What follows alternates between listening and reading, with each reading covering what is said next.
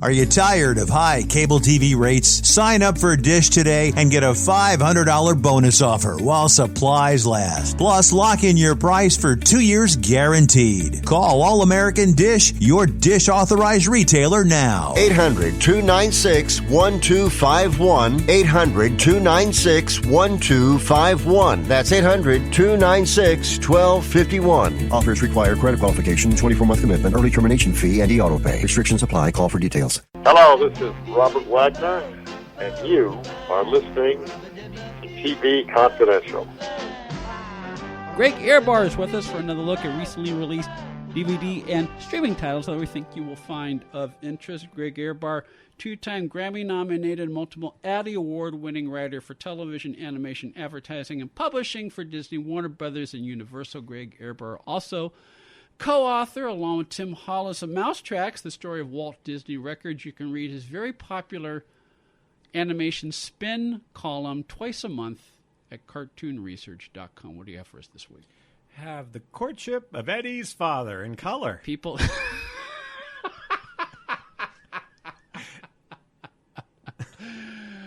People, let me tell you about My Best Friend theme song by Nielsen, Harry Nielsen.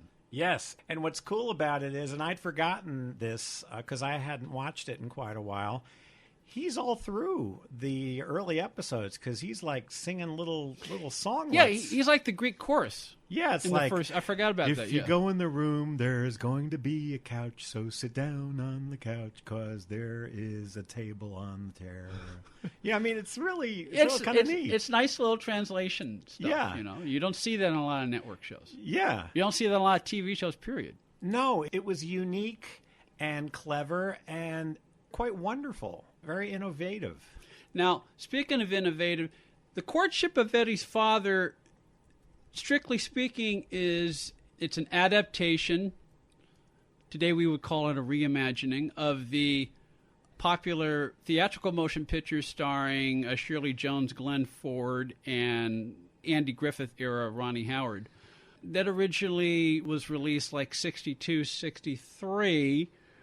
So 69, 70, they decided to adapt The Courtship of Eddie's Father for a weekly television series. And I dare say, Greg, that to the extent people remember either one, people remember The Courtship of Eddie's Father television series more. I'll bet you. Because of the performance of Bill Bixby and the on-screen rapport he had with Brandon Cruz. It does not fail to charm. There is something so touching and sweet and real about the beginning and end of those episodes, especially the really good ones. I mean, there's some better than others.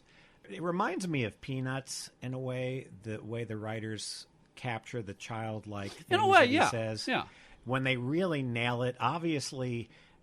early on, just like with any series, early on they were really mining stuff that must have come from kids they knew or their own children, because the things that Eddie says are very kid logic, and the way he answers. Bill Bixby is so good in this series, and this was probably his breakout as the lead. In many respects, because prior to that, he was the second banana on My Favorite Martian. Yeah. That was his introduction. I believe he was born in San Francisco, did a lot of theater, did a lot of industrial movies in the late 50s, early 1960s, did My Favorite Martian. He was the straight man to Ray Walston for 3 years, and then he... You know what he did on Andy Griffith? He did an episode very similar to the pilot, the backdoor pilot that Danny Thomas did. He was a cranky driver who got a ticket. Yeah, and I early in his career. And I seem to think he was part of the Joey Bishop show at one point. I might be wrong if I'm wrong. He was everywhere on TV almost throughout his career, or behind the camera as a director. Yeah, so not a total unknown to television by the time he did My Favorite Martian, but basically My Favorite Martian was Ray Walston's show. Yes. You know, and he did a good job as the second banana, and they played off of each other very well. He went on to do a number of movies in the late 60s. He did a couple of Elvis movies, but never became a big movie star, and so when the Courtship of Eddie's Father came his way, he was open to doing television, and it really was a vehicle for him. It was, and you can tell by the way his character is constructed, by his position in the scripts and in the show, that there is a conscious decision to position Bill Bixby in the role of leading man and the role of romantic lead, that he's not the comedic silly guy on My Favorite Martian anymore. He's a responsible adult. He's a man in charge. And as I recall, this is kind of building on what you just said. Tim O'Hara, his character on My Favorite Martian, was very much a character for Bixby, the actor, because he was high-strung. Yeah, even his voice was different. Yeah. Not that he was channeling Dick York, but there was a lot of Dick York, Darren Stevens in his portrayal. Whereas I've had a chance to talk to a few directors who worked with Bixby, and the word I keep referring to is mannered. He was a very mannered, very deliberate, very focused actor, and someone who was very aware of all aspects of the production. And it's not surprising that around the time he did Eddie's Father, he also became a director. One of the few actors to have successful dual careers in front of and behind the camera. And you can see that in the Tom Corbett character. It's funny his name is Tom Corbett because I think of Space Ranger. Tom Corbett, Space Ranger, yes. Yeah, I don't know why. Maybe that was a joke or something. But that's exactly the way his character is. Very mannered, very in control. Sometimes maybe a little too in control, too mannered, very low-key, has a very low voice, very much a controlled person who doesn't usually blow his cool. The people around him might, but the essence of cool and maturity, and a nice guy, maybe a slightly distant guy, but extremely devoted to his son and very firm when he wants to be, and a boss. He's not just fatherly to Eddie, but he's fatherly to his staff. It's interesting that he played a reporter on My Favorite Martian, and here he's the editor at what they say is like a Sunday supplement to a Los Angeles newspaper. Like the equivalent of Parade magazine. Yeah, that kind of thing. So he is putting a stake in the ground of who Bill Bixby is to the public as well as who this character is, and it is the different Bill Bixby. And it worked. It also worked with Brandon Cruz because what an incredible, incredible young actor this boy is. And I understand a lot of what we saw on screen was not too far removed from the rapport he had with Bill off screen, and he was very, very close to Bill off screen up until the day Bixby died. And apparently, Brandon Cruz had as many of these young children do in show business, had a dysfunctional family life, and so he bonded very strongly with him. Yeah. And so I think that their relationship on camera, and this is one of the melancholy things about these kind of things, is that when this happens to adults and children in a fictional TV or film, is they're living on that set, and that's the life they would rather have. Yeah. And so that reality that we're all getting to see, the reason it's so vivid to us is because it's vivid to them. Yeah, and when you think about it, this was a network show at the time when network seasons were 25, 26, 30 episodes. So you figure back then it took about 5 or 6 days to make one of these shows. They would have breakdowns and read-arounds, and then it would take like 3 or 4 days to shoot each 30-minute episode. So you're spending a lot of time with each other over the course of 6, 7, 8 months. And so it really was, for Brandon Cruz, his second home, a home away from home, and Bill Bixby, in many respects, was a surrogate father figure for him. You have to wonder how difficult it must have been when the show was canceled, when that stopped. Because maybe he and Bill Bixby stayed close, but he couldn't go home with him. Right. My understanding is that they did stay close as possible. But there was no longer a set with a living room anymore. That is a bedroom. True. And Chet and David the fish. And Mrs. Livingston. Yeah. Mr. Eddie's father. Which brings us to the wonderful Miyoshi Umeki. Yeah. Who was in Flower Drum Song and she won the Oscar, did she not? For Sayonara. Yeah. Yeah. And she was in both the Broadway and movie versions of Flower Drum Song. And she's a really good actress because she doesn't play Mrs. Livingston the same way she plays the character she plays in Flower Drum Song. It's not exactly the same kind of role. And if you know the scores of them, I have the album of both the Broadway and the movie. She doesn't even sing the same way because she's projecting in the Broadway. So she's capable of different things. This is a character. And Mrs. Livingston's character also has a lot of tonal range. It's subtle, but there's a lot of tonal range. We'll talk some more about Miyoshi Umeki and the Courtship of Eddie's Father when we continue our DVD report with Greg Ehrbar when we come back on TV Confidential. Become an advertiser or underwriter of TV Confidential and let our brand help promote your brand. To find out more, go to televisionconfidential.com/advertise. Ed Robertson, along with her friend Donna Allen Figueroa, who I understand has a new book out. Yes, it's entitled Fall Again Beginnings. It's the first part of a 4-part contemporary romantic series set against the background of working actors. Something that you know a thing or two well, about. You write what you know, and I have been working in the business for several years. It is not necessarily autobiographical, but it's based on... Sure, many of the experiences that the actors in my book have, many have happened to me, many have happened to friends of mine. It's not, if you're looking for Valley of the Dolls, it's not, it's grounded in reality. It is grounded in reality, and it's the first in a series. Yes. Called the Fall Again series. Fall Again. Which is available as a paperback as well as an ebook and in Kindle at fallagainseries.com. One more item. Our friends at Time Life invite you to celebrate happier times, good old-fashioned values, and small-town America with the release of the Ultimate Mayberry Collection, a 3-volume, 14-DVD configuration of the very, very best of The Andy Griffith Show, Gomer Pyle, and Mayberry RFD that is now available exclusively at TimeLife.com. The Mayberry Collection includes 47 hours of family entertainment on 14 DVDs, including 64 episodes of The Andy Griffith Show, 24 episodes of Gomer Pyle USMC, and 16 episodes of Mayberry RFD, including the pilot episodes for all 3 shows, plus a free bonus CD, Andy Griffith Icon, plus a 36-page scrapbook, 2 colorized episodes of The Andy Griffith Show, the 1986 reunion movie, Return to Mayberry, and a whole lot more. That's the Mayberry Collection. The Mayberry Collection available exclusively online at TimeLife.com. Hi, this is Titus Welliver.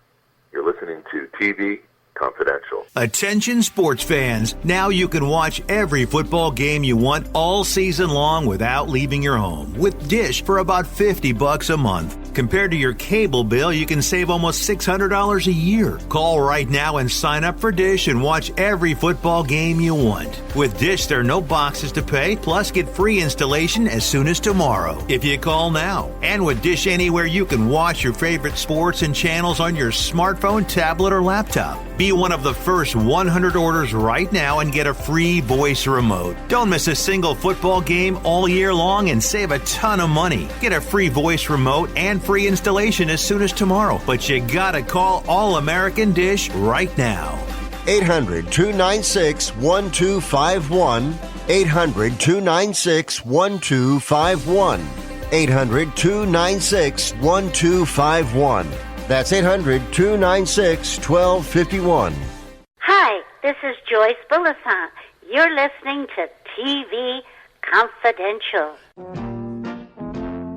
People, let me tell you about my best friend. He's a warm-hearted person who loved me till the end. Ed Robertson along with Greg Ehrbar as we continue our look at the Courtship of Eddie's Father, the fondly remembered sitcom starring Bill Bixby and Brandon Cruz. All 3 seasons of the Courtship of Eddie's Father are available on DVD through our friends at the Warner Brothers Archive. Before we went to break, Greg was talking about the performance of Miyoshi Umeki, who played Mrs. Livingston on the Courtship of Eddie's Father. I have not watched the Courtship of Eddie's Father in probably 30 years.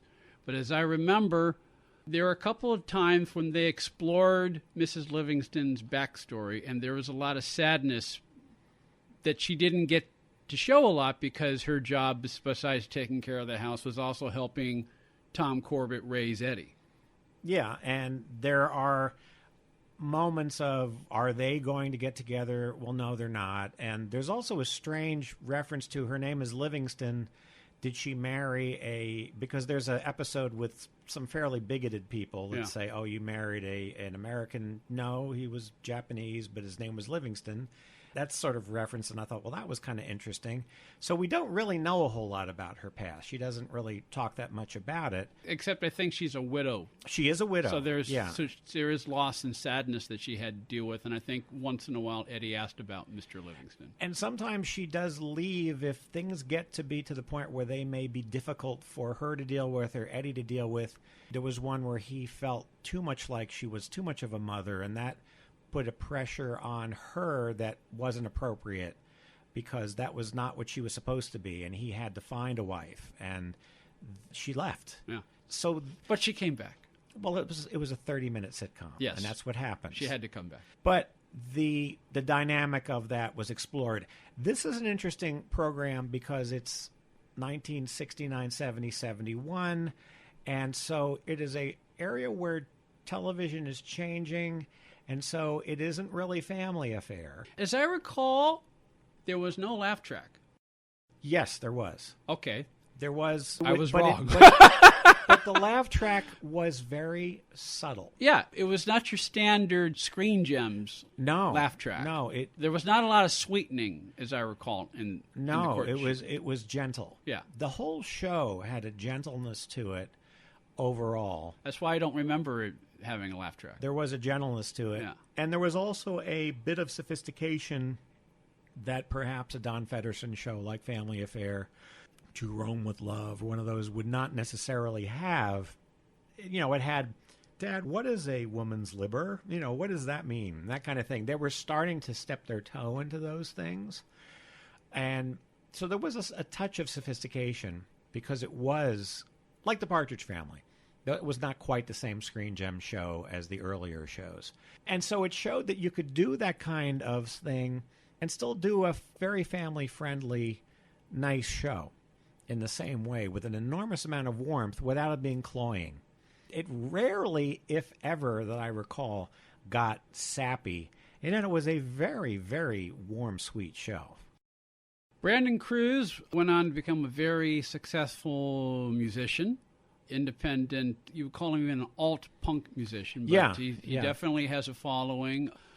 We mentioned Bill Bixby's dual career as an actor and director. We should mention James Komack, who was the showrunner of The Courtship of Eddie's Father, plus he had a recurring role as Norman. And he was like the wacky... Well, he was the wacky creative. Yeah. From my experience, he was the creative guy. Yeah. So he was the photographer / he would write stories as well. And then you had Tina, the administrative assistant. Yeah. And Tina was Christina Holland, who was the voice of the daughter on Wait Till Your Father Gets Home, and many other Hanna-Barbera cartoons.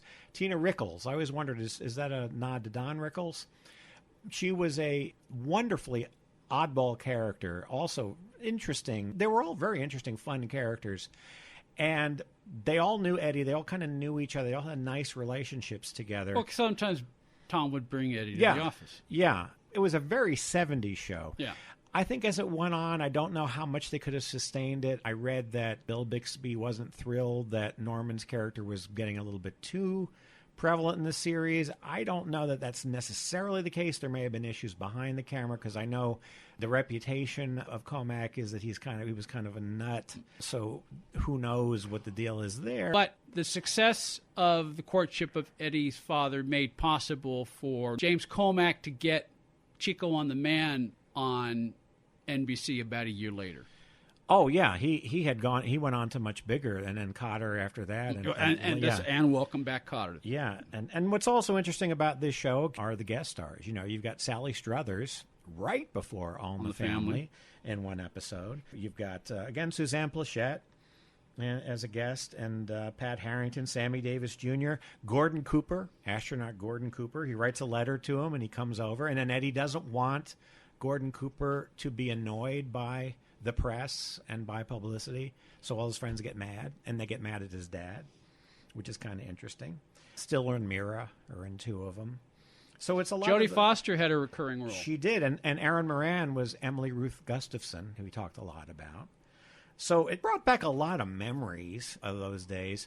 I wish the Nielsen music had sustained a little longer. That didn't last through. I mean, the song did, but the... Well, around that time, he scored a movie called The Point, yes. which originally aired on ABC, but it was a very popular movie of the week, and then it had a nice home entertainment life, and there was also a soundtrack yes. That came out, which I think I have on a cassette tape. They call it the first animated TV movie. It wasn't the first special, but the first animated TV movie. Yeah, he did the score. Me and My Arrow became kind of a hit from that. Mm-hmm. I think the original narrator was Dustin Hoffman. Right, and I think Ringo did it. Yeah, and then an actor named Alan Barsman also recorded the narration. That became kind of a cult classic as well. And that was just when this had gone off. So we had a pretty good relationship with ABC. And then prior to that, as Chuck Harder noted when you visited us a few months back, Harry Nielsen wrote a couple of songs for Head, starring the Monkees. And he wrote Cuddly Toy for them, which was on the TV show. He also wrote a What Were They Thinking movie score called Skidoo. That's the sort of thing where you watch it only because you want to have said, I can't believe I watched this. I can't believe who's in it. But the interesting thing about Skidoo, and you can a lot of people were in it. Yeah, it's filled with stars who Jackie Gleason, Groucho Marx. Yes, Carol Cesar Channing. Romero, Carol Channing, Frankie Avalon. It's kind of like Beware the Blob, but worse. And it's directed by comedy great Otto Preminger. Yes, you know, when you think of comedy, yes. Well, the end of Skidoo was actually clever because Harry Nielsen sang all the end credits. And if you go on to YouTube and just go to Skidoo end credits, I'll do that. That way you don't have to watch Skidoo. Okay, I'll do that. He sings everything. He even sings like the legal part. It's really cool. No animals were hurt. Well, yeah. Catering, but today I don't think he'd make it because it'd be like catering and special thanks to... Today, the movie, and I usually stay for the credits because to me, when you watch the credits, it's the final step of your movie-going experience. And depending on what kind of movie it is, the credits let you decompress before you go back into the real world. But today, the credits often go about 5 minutes because they list everybody.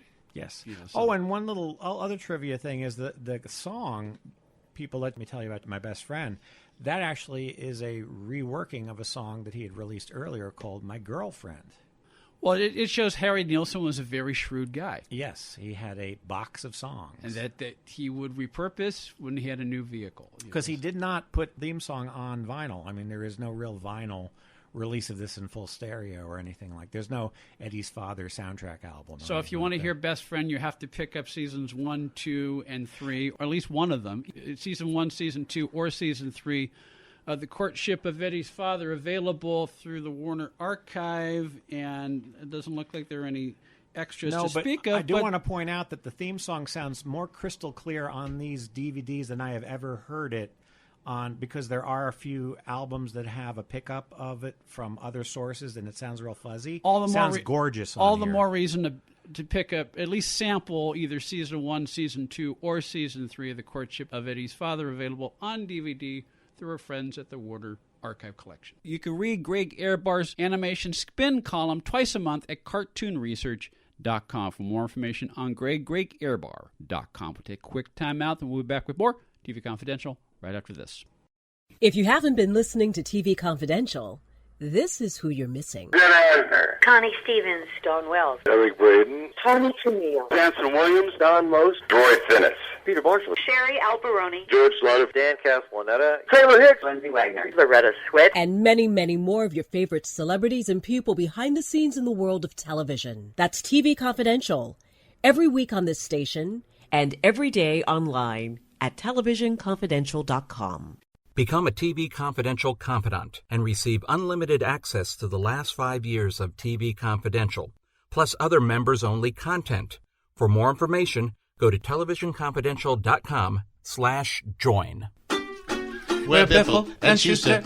How do you do? That's right, folks. We're Biffle and Schuster. We want to tell you about this amazing misadventures of Biffle and Schuster. It's a DVD from Kino Lover, and you're going to love it. We're Biffle and Schuster. It's terrific. Yeah, you know what Joe Dante says about them? What did he say? He says, forehead slapping funny. What impresses is the dogged authenticity to the era, which makes it all the more hilarious. Absolutely. Accent on the high. We're Biffle and Schuster, as you can see. No one else can make that statement louder than we. They say we're soporific, and it's probably we. Because we're Biffle and Schuster. Oh, we're Biffle and Schuster. No, we're Biffle and Schuster. B-I-F-F-Biffle, Biffle, S-H-W-S to Schuster. Biffle and Schuster. Need we say more? Available wherever DVDs are sold through our friends at Kino Lorber. All right, you loafers, get back to work. What am I paying you for? Why is he yelling at his shoes? Hi, this is Constance Towers, and welcome to TV Confidential. Alexa users, you can now listen to TV Confidential on your smart speaker by just saying, Alexa, play TV Confidential. Enabling our Alexa skill is easy. To find out how, go to televisionconfidential.com/Alexa. This portion of TV Confidential is sponsored by Uber. Enter the promo code TV Confidential, all one word, when you download the app at get.uber.com/go/TV Confidential, and you'll receive a free first ride up to $20.